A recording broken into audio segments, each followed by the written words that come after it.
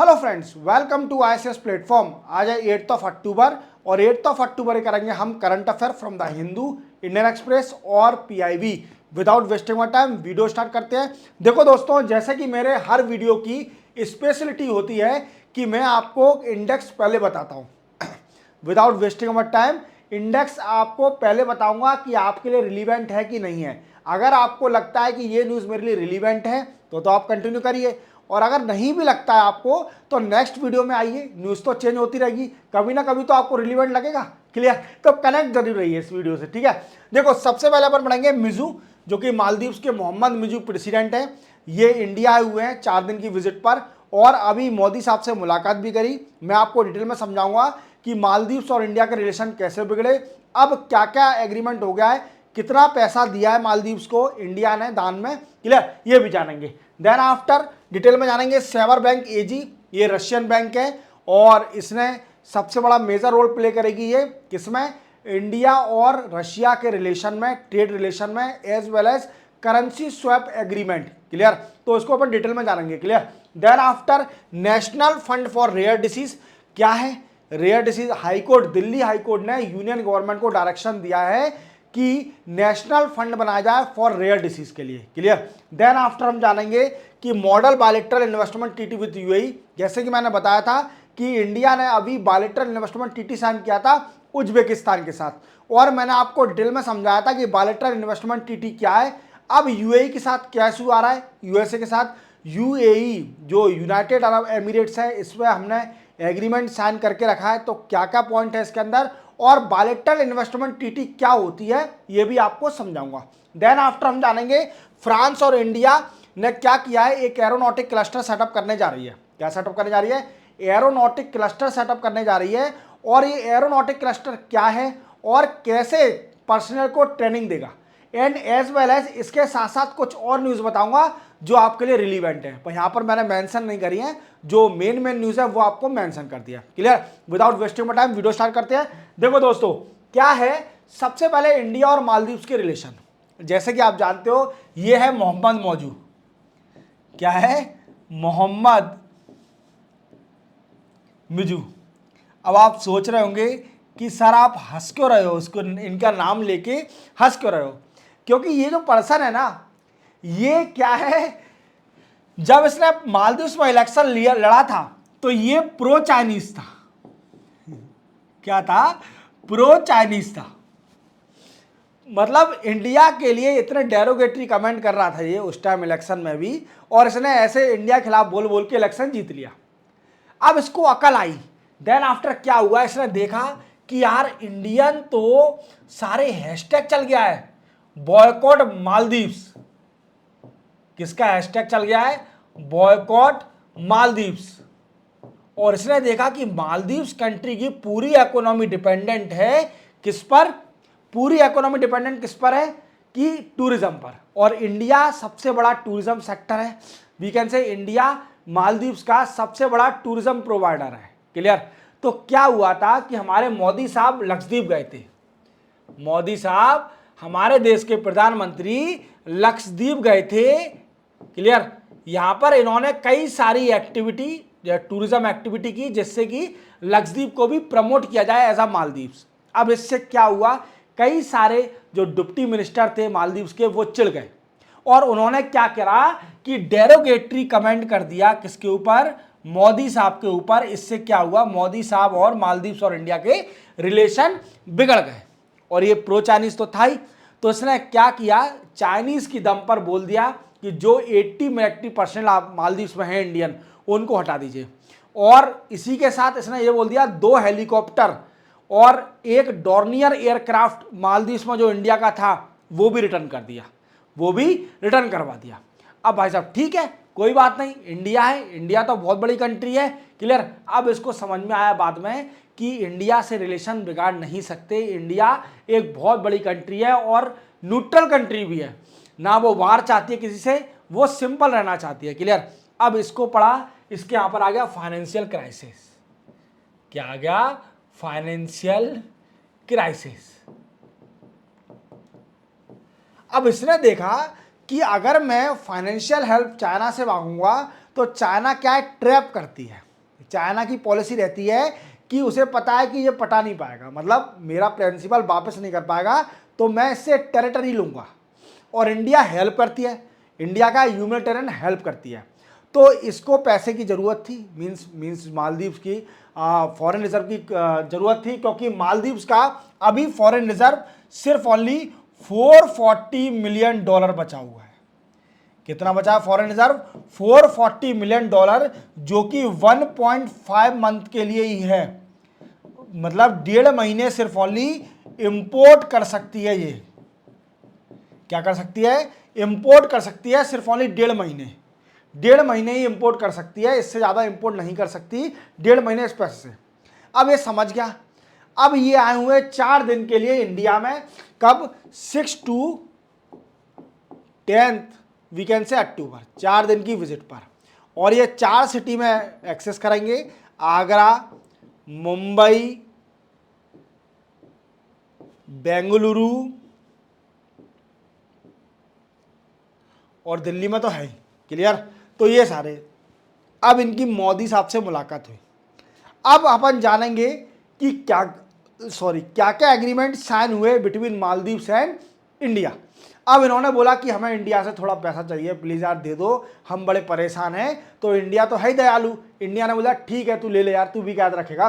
तो क्या हुआ कि ये पहले इन्होंने क्या किया, अपना जो बायलैटरल टीटी थी, we can say bilateral agreement था, उसको चेंज कर दिया इंडिया ने मालदीव के साथ comprehensive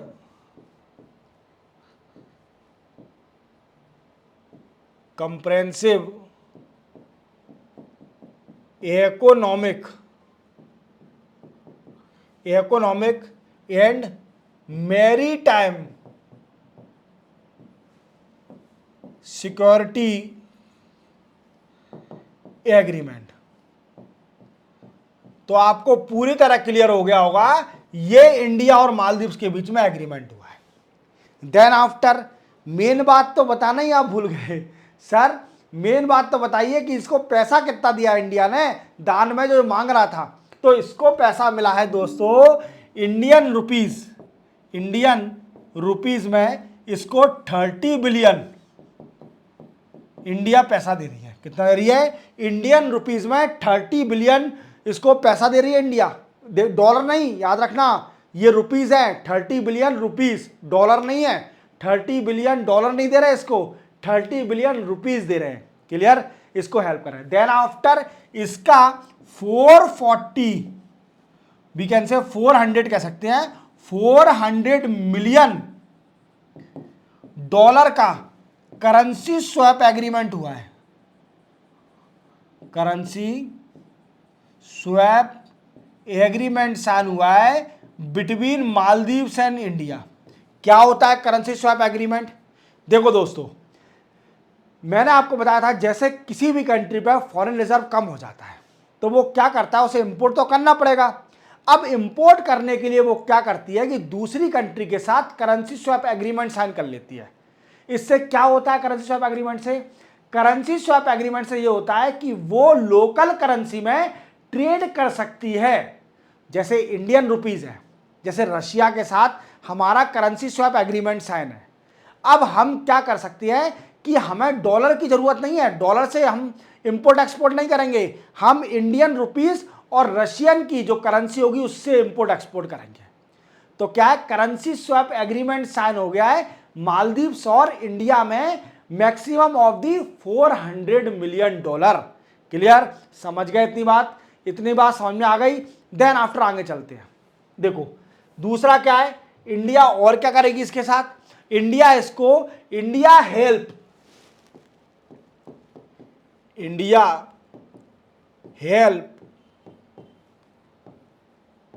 to repair and refit, we can say Maldives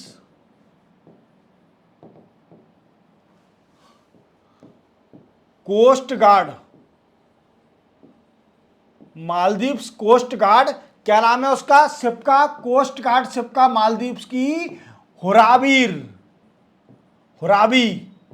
हुराबी नाम से एक शिप है मालदीव्स के पास। ये इंडिया इसको रिपेयर करेगी। क्या करेगी? इसको रिपेयर करेगी फ्री ऑफ कॉस्ट, मतलब फ्री में, कोई पैसा नहीं लेगी मालदीव से। और हुरावी जो नाम से एक शिप है मालदीव्स के पास कोस्ट गार्ड का, इसको फ्री ऑफ कॉस्ट रिपेयर करेगी India. Clear?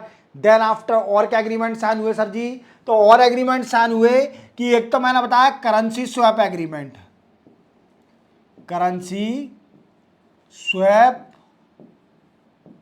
Agreement. Then after India क्या करेगी? ट्रेनिंग देगी, training to law enforcement officer, law enforcement officer, prevention of corruption, prevention of law enforcement, currency swap agreement, training of the law enforcement और training of the judiciary of judiciary officers. और youth and sports का भी agreement sign हुआ है, youth and sports का भी agreement sign हुआ है बिटवीन मालदीव्स एंड इंडिया। तो आप पूरी तरह समझ गए होंगे ये सारे एग्रीमेंट साइन हुए। देन आफ्टर और क्या हुआ सर? ऐसे नहीं छोड़ूंगा, बताऊंगा पूरा आपको। क्लियर? देखो और क्या एग्रीमेंट साइन हुए? तो दूसरा एग्रीमेंट है कि एक वी कैन से मालदीव्स में एक एयरपोर्ट है, इंटरनेशनल एयरपोर्ट, क्या है जिसका नाम Honey मादो, Honey मादो international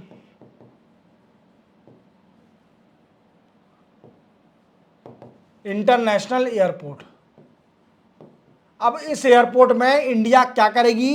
India help करेगी। हेल्प क्या? इंडिया बनाएगी, इंडिया बिल्ड रनवे, एक रनवे बना के देगी इंडिया इस इंटरनेशनल एयरपोर्ट में जो कि मालदीव्स में। क्लियर? इतना समझ में आ गया? देन आफ्टर और बताइए सर। तो और है एक मालदीव्स नेशनल डिजास्टर फोर्स है। क्या है इसका फुल फॉर्म मैं कहता हूं? Maldives nation disaster force. Clear? इसको इंडिया ट्रेनिंग देगी, ट्रेनिंग देगी और इसी को सिखाएगी। डिजास्टर मैनेजमेंट की भी एग्रीमेंट साइन हुआ है, डिजास्टर मैनेजमेंट का भी एग्रीमेंट साइन हुआ है। क्लियर? देन आफ्टर इंडिया ने एप्रिसिएट किया मालदीव्स को। मालदीव्स ने अभी एक ग्रुप ज्वाइन किया है, क्या नाम है उस ग्रुप का? Colombo security conclave. क्या है? Colombo security conclave. इसके मेंबर कौन है? इंडिया, श्रीलंका, मॉरिशस, मालदीव्स, बांग्लादेश, ये ऑब्जर्वर मेंबर है।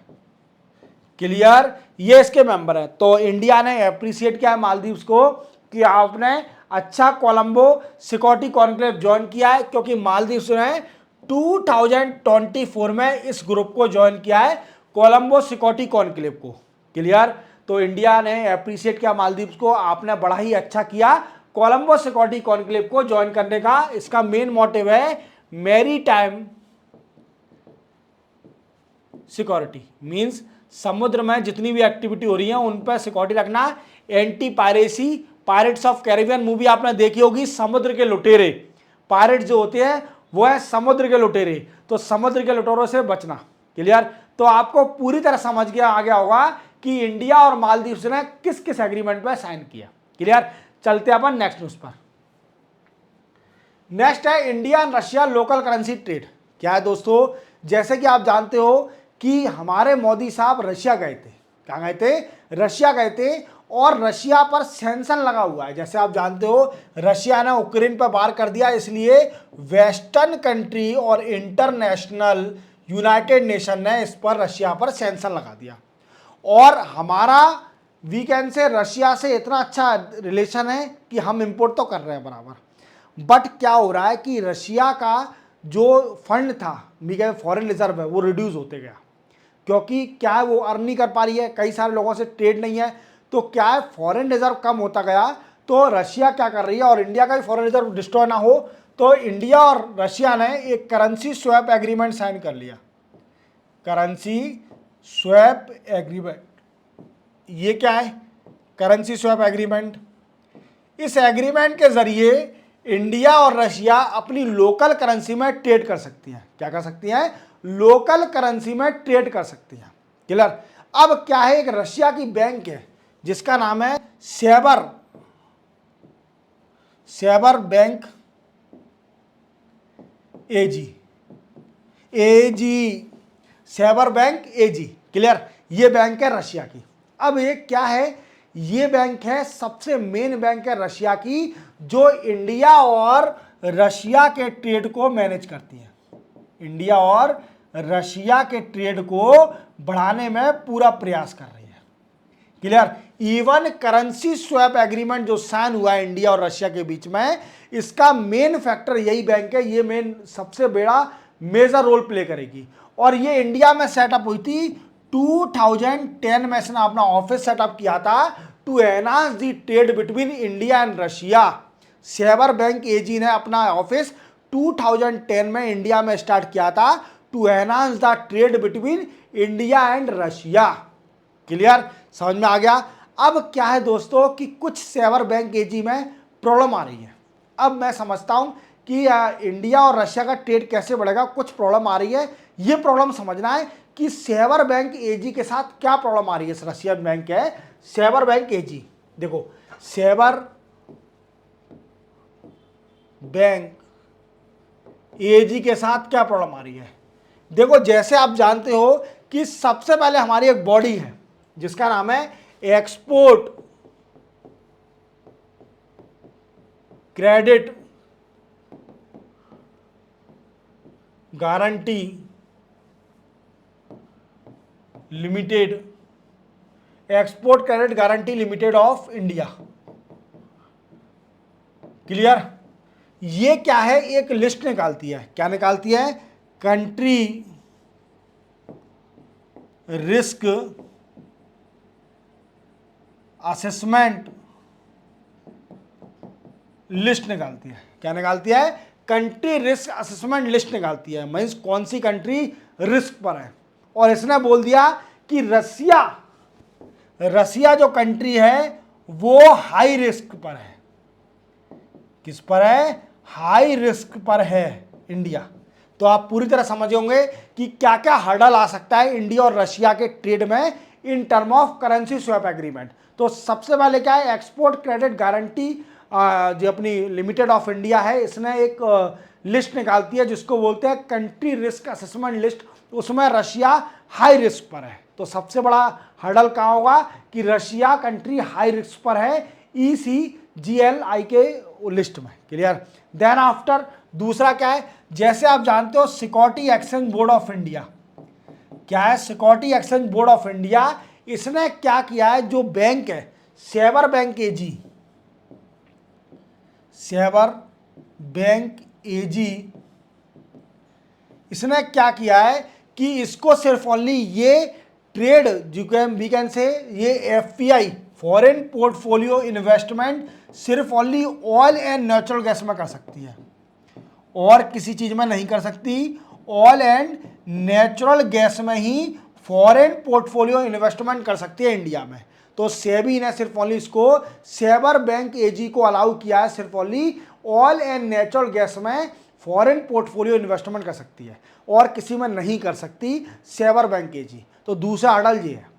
तीसरा हर्डल क्या है कि सेबर बैंक एजी ने RBI से पूछा था कि हम 100 टन लाइसेंस मांगा था 100 ton bar of gold India में बेचना चाहते हैं, एंड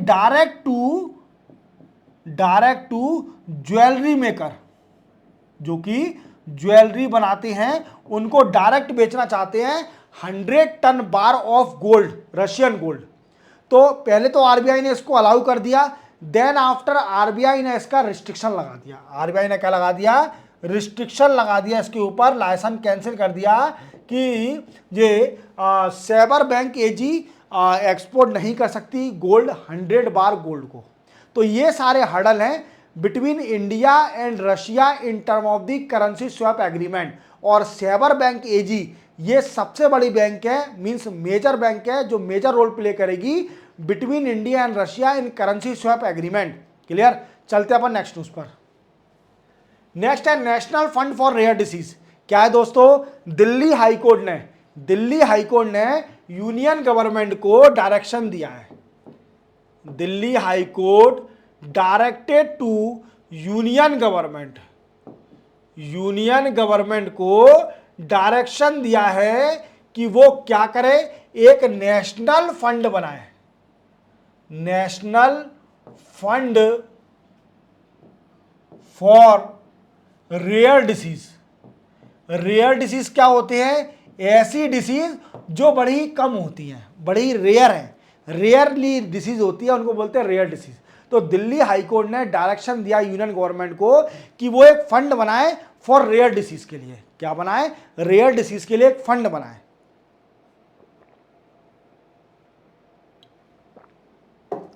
अब इस फंड की वैल्यू कितनी होगी? तो वैल्यू बोली है 974 crore.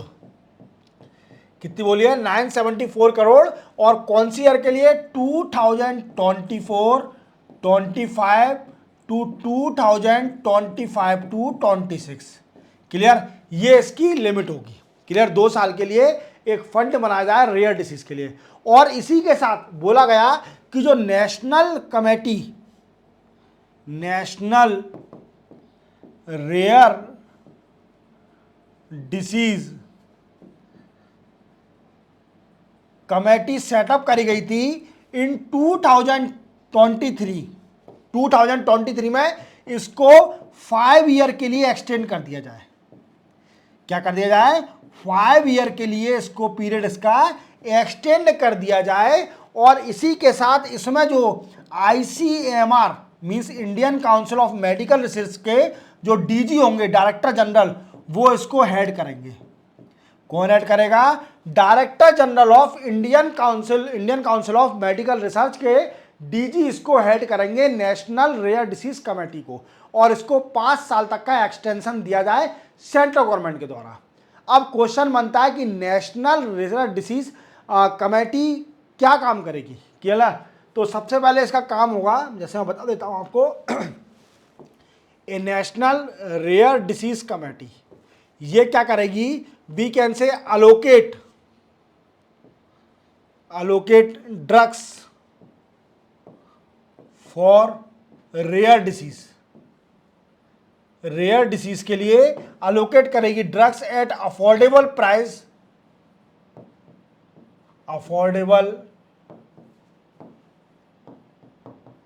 Price. Clear? Then after दूसरा काम क्या है? ये प्रोक्योरमेंट करेगी, प्रोक्योरमेंट ऑफ ड्रग्स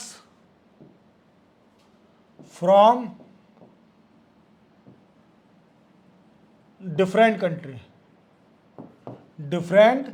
कंट्री से कई सारे ड्रग्स का प्रोक्योरमेंट करेगी। क्लियर? ये सारा इसका काम होगा। देन आफ्टर पेशेंट का डेटा रखेगी, ये पूरा कमेटी का काम होगा इसका। क्लियर? देन आफ्टर इसके बाद बोला गया कि एक पोर्टल भी बनाओ। अरे वो सोच रहे होंगे सरकार को कितना डायरेक्शन दे रहे हैं ये हाईकोर्ट के, दिल्ली हाईकोर्ट के। हमारी इंडिया में ऐसा भी होता है क्या? मतलब सुन के बड़े शौक होंगे आप कि इंडिया में इतना अच्छा काम भी होता है। क्लियर? तो पोर्टल बनाया जाएगा जिसमें क्या करा जाएगा? Registration of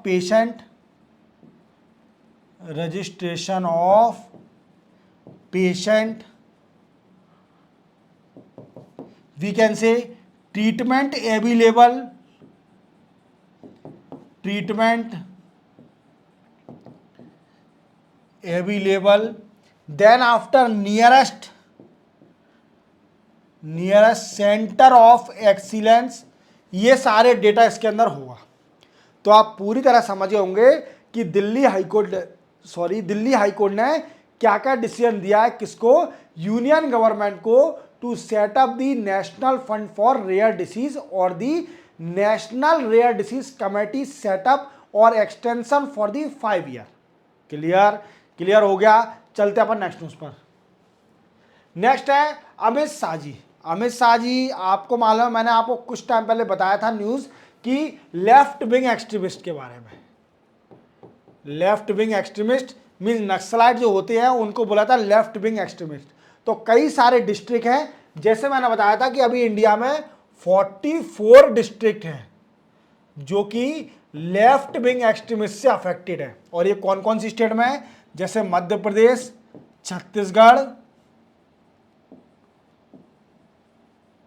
Maharashtra, Orissa, then after Maharashtra Orissa Andhra Pradesh, Telangana, ये सारी स्टेट है यहां पर जो अफेक्टेड है किससे, लेफ्ट विंग एक्सट्रीमिस्ट से। और अमित शाह जी ने यह भी बोला था कि हमारी लड़ाई लेफ्ट विंग एक्सट्रीमिस्ट से लास्ट स्टेज पर चल रही है। क्या चल रही है, लास्ट स्टेज पर चल रही है।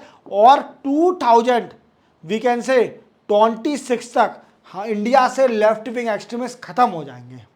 मीन्स इंडिया फ्री हो जाएगा LWE से, इंडिया फ्री हो जाएगा LWE से, इसका मेन एम है। क्लियर, लास्ट चलेगा। पर अमित शाह जी अभी छत्तीसगढ़ में आपको मालूम है सबसे बड़ा ऑपरेशन हुआ था और जिसमें कई सारे नक्सलाइट मर गए थे। ठीक है, कई सारा ऑपरेशन हुआ, मतलब इंडिया का नंबर 1 ऑपरेशन माना जाता है कि इतने नक्सलाइट मरे हैं। क्लियर। तो क्या है दोस्तों, अब अमित शाह जी ने और डायरेक्शन किया है कि जो सीएम है, जो कि सीएम है लेफ्ट विंग एक्सट्रीमिस्ट के, मीन्स जो स्टेट है जो अफेक्टेड है लेफ्ट विंग एक्सट्रीमिस्ट से, उसके जो सीएम है वो रिव्यू करें, रिव्यू एंटी म्योस्ट meeting, we can say meeting. Clear, CM क्या करें, रिव्यू करें एंटी म्योस्ट मीटिंग को।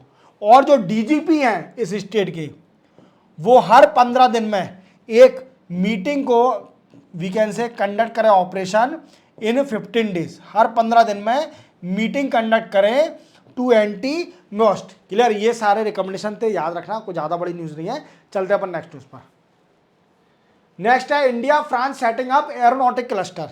क्या है दोस्तों कि इंडिया और फ्रांस एक एरोनॉटिक क्लस्टर बनाने जा रही है। ये क्या करेगा, तो देखो आप जानते हो इंडिया और फ्रांस के कई सारे रिलेशन हैं, defence relation.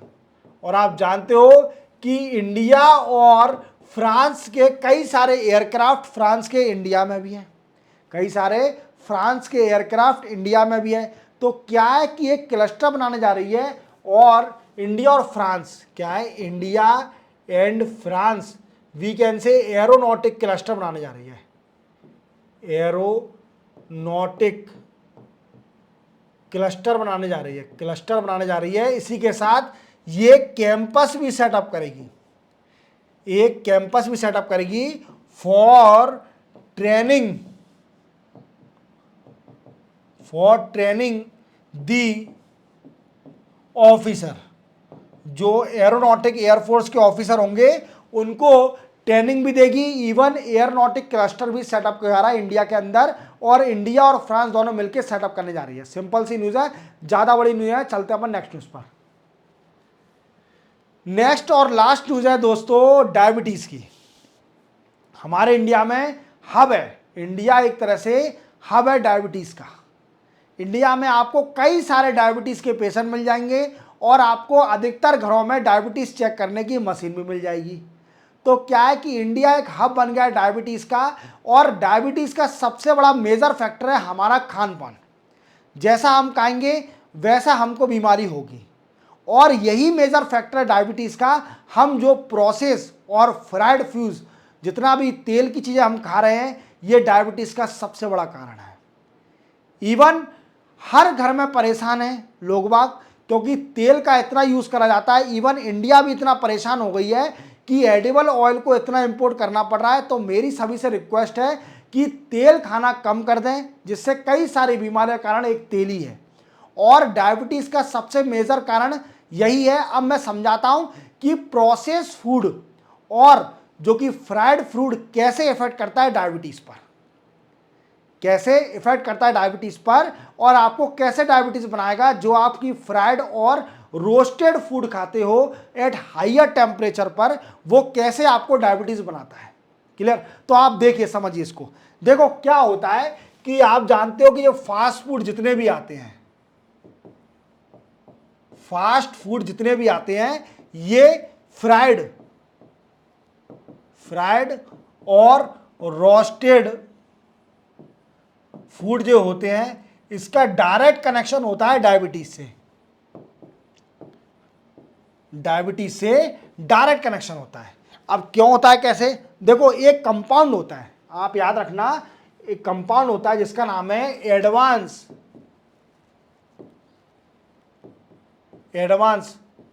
Glycation end product.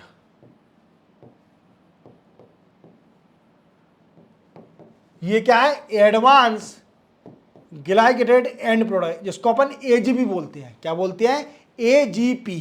क्या बोलते हैं? Advance glycation end product. ये क्या होता है? एक कंपाउंड होता है, वी कैन से एक कंपाउंड होता है। ये बनता कैसे हमारी बॉडी में? जब sugar we can say add होती है, शुगर या केमिकली रिएक्शन करती है with protein of body, and इससे क्या होता है? एट हायर टेम्परेचर तब ये कंपाउंड बनता है हमारी बॉडी में। एडवांस ग्लाइकेशन एंड प्रोडक्ट कैसे बनता है? जब हमारी बॉडी की शुगर जब chemically we can say reaction करती है विद अ प्रोटीन, तब ये कंपाउंड बनता है जिसको बोलते हैं एडवांस ग्लाइकेशन एंड प्रोडक्ट। और ये सबसे बड़ा मेजर फैक्टर है डायबिटीज का। क्या है? सबसे बड़ा मेजर फैक्टर है डायबिटीज का। तो हायर टेम्परेचर पर और तेल जो आप खाते हो, ये आपको डायबिटीज बना सकता है। तो आप ध्यान रखें, अगर इंडिया डायबिटीज का हब है, इंडिया में डायबिटीज लोगों को बहुत है, और इसका मेजर कारण यही है तेल खाना। तेल को खाते हो आप लोग, इंडिया में तेल खाया जाता है, पिया नहीं जाता, तेल खाते हैं लोग बाग। तेल ऐसे पानी की तरह खा रहे हैं, पानी की तरह पी रहे हैं। तो ये सबसे बड़ा मेजर रीजन है डायबिटीज का। और ये मैंने बताया एडवांस ग्लाइकेशन एंड प्रोडक्ट, ये कंपाउंड जब हमारी बॉडी में बनता है, ये बॉडी में कैसे बनता है? जब शुगर रिएक्ट करती है with a protein that produce the compound, the name is advanced glycation end product, and that's the major factor to diabetes in body। तो प्लीज रिक्वेस्ट है मेरे इंडिया के लोग बाग, तेल, फ्राइड, रोस्टेड और फास्ट फूड ये खाना बंद कर दें। ये इससे कई सारी बीमारी हो सकती हैं आपको। तो इसी के साथ 8 अक्टूबर के करंट अफेयर कंप्लीट होते हैं। चैनल को सब्सक्राइब और बेल आइकन प्रेस करना ना भूलना। मिलते हैं हम कल 9 अक्टूबर को नए करंट अफेयर के साथ। तब तक के लिए जय हिंद।